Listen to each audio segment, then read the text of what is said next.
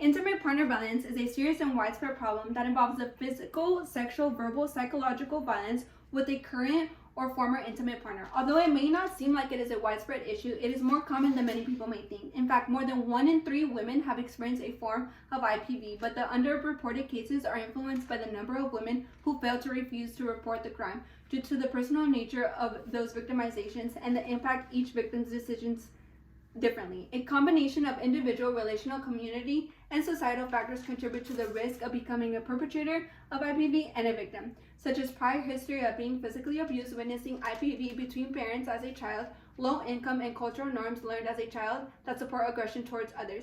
It has become a serious public health problem for survivors even after the abuse has ended. It has resulted in higher utilization of health services with a 50 to 70% increase in gynecological, central nervous system, and stress-related problems. By educating healthcare providers on IPV and the impact of adverse childhood experiences, it can help promote positive behavior and health outcomes. In an examination conducted by Cochrane, Powers, and Saller 2017, they demonstrated how the social learning theory continues to be one of the most significant descriptions of intimate partner violence. Their examination of the link between IPV and social learning theory illustrates how individuals who have experienced or witnessed IPV within their family can create violent behavioral attitudes that are accepting of domestic violence.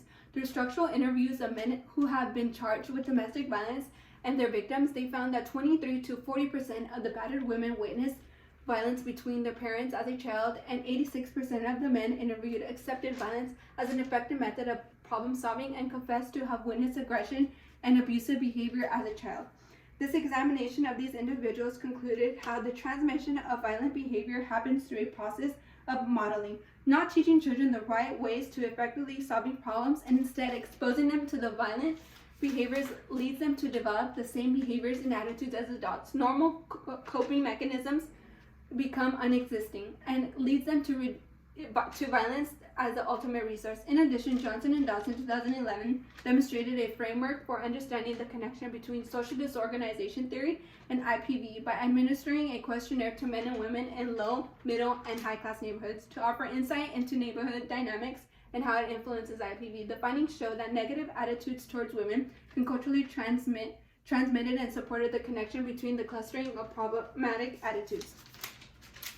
In efforts to prove that the social learning theory and social disorganization theory explains intimate partner violence, I conducted 3 phone call interviews with a female victim of IPV, a female victim advocate, and a police officer who all live and work in Long Beach. During the interviews, I asked each person a series of questions such as what they know about IPV, what factors they think influence IPV, and if they feel people who are violent towards their intimate partner are born that way, or does the environment they are raised in influence it.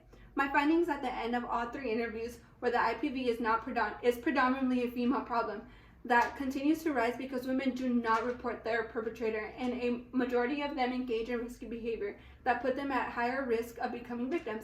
In addition, the female advocate educated me on how common IPV really is, because it can happen to anyone despite socioeconomic status, gender, and race.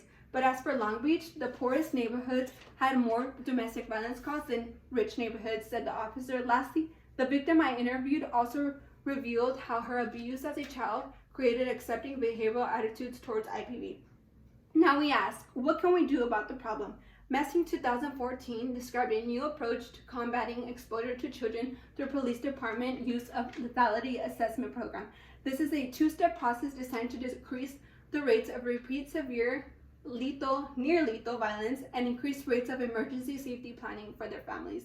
This approach was developed by the Maryland Network Against Domestic Violence in 2013 that targets women who have a history of abuse and children who show signs of abuse to prevent the cycle from continuing and putting a stop to repeated IPV. There has been 2 known studies that have used the lethality assessment. Both studies concluded that the approach succeeded in successfully removing abused students from their household. The study by Johnson & Jones and Tamika both found that by administering the 11-item risk assessment, victims were 67% less likely to return to their abusers because they were provided with the proper community support and environment needed to remove themselves and their families away from the abuse, and children were 41.3% less likely to become violent offenders or accepting of IPV.